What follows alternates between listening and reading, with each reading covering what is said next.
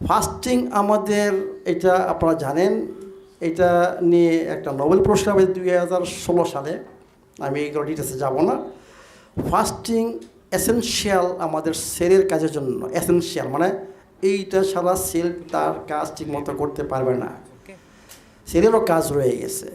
আমি যদি সেলকে সময় না দিই ওর কাজ শেষ করার, তাহলে সেল কোনো এক সময় টায়ার্ড হয়ে গেছে, সে মারা যেতে পারে, রুগী হইতে পারে, তার কাজ ঠিকমতো হবে না। যদি তার কাজ ঠিকমতো না হয়, সে রুগী হয়ে যায়, তা মারা যায়, ড্যামেজ হয়ে যায়, তখন কি হবে?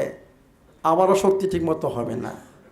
তাহলে আমাকে ফাস্টিং করতে হবে। নট অনলি যে তার কাজ, ফাস্টিংয়ের মাধ্যমে আরও অনেক জিনিস সেল তৈরি করে।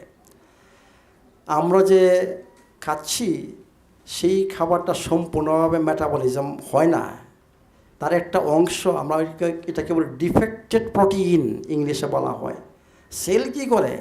এই ডিফেক্টেড প্রোটিন থেকে আমার শরীরের জন্য হরমোন তৈরি করে, বিভিন্ন ধরনের অ্যামাইনো অ্যাসিড থেকে প্রোটিন তৈরি করে, এনজাইম তৈরি করে।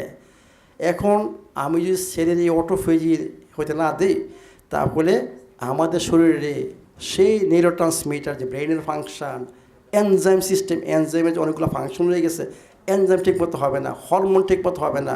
এর মানে কি আমাদের যে বডির ফাংশনগুলো সেগুলো ঠিকমতো হবে না।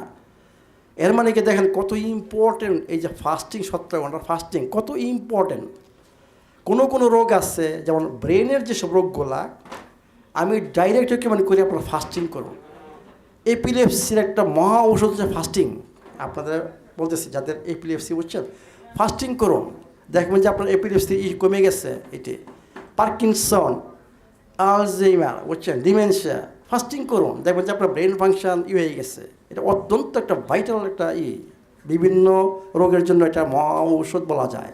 নট অনলি বডির, যে আমি বলতেছি আমাদের বডিকে সুস্থ রাখার জন্য একটা করতে হবে, নট, এইটা একটা মেডিসিন। ফাস্টিং হচ্ছে একটা মেডিসিন।